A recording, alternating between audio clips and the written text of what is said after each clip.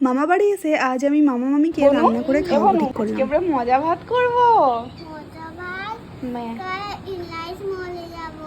रिलायंस वाले ठीक है तुम अच्छे से তারপর আর কি সকালেই স্নানটা সেরে নিলাম। তারপর বনুকে একটু পড়ানো কাজ ছিল, ওকে পড়ানোর দায়িত্বটা তো আমারই পড়েছে। তো ওকে পড়ানোর পর আমি চলে গেলাম রান্নাঘরে। আর ওদিকে কাজ দিয়ে এসেছি ওকে, আর ও বারবার এসে আমাকে বিরক্ত করছে, তাই একটু ভয় দেখিয়ে দিলাম। मम्मी नहीं करेगी अब आज मैं करूँगी। चिकन मैं करूँगी, मजा भात भी मैं करूँगी। ठीक है तुम पढ़ाई कर लो।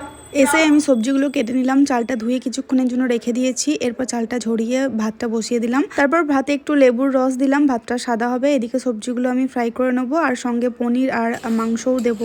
सब चिकन तो तुमने ही खा लिया बोनू। রাইসটা প্রায় হয়ে এসছে, জাস্ট একটু মাখিয়ে নিলেই হবে। আর এদিকে চিকেনটাও আমি কষে নিচ্ছি। আর এদিকে ও প্রতিবার আসছে একটা করে খেয়ে যাচ্ছে আর বলছে এটাই লাস্ট, আর খাবো না। এদিকে দেখো চিকেনটাও আমার প্রায় কষা হয়ে গেছে। সবজিগুলো একটু বেরেস্তা করে নিয়ে তারপর সবজিগুলো দিয়ে ভাতটা মাখিয়ে নিলাম। উপর থেকে একটু গোলমরিচের গুঁড়ো, নুন আর চিনি দিয়ে দিয়েছি। এদিকে চিকেনটাও কষা হয়ে গেছে। তো ফার্স্ট খাবারটা বনুকেই খাই। हाँ तुमको पसंद आया? যাই হোক, বনুর ভালো লেগেছে, আর কিছু যায় না।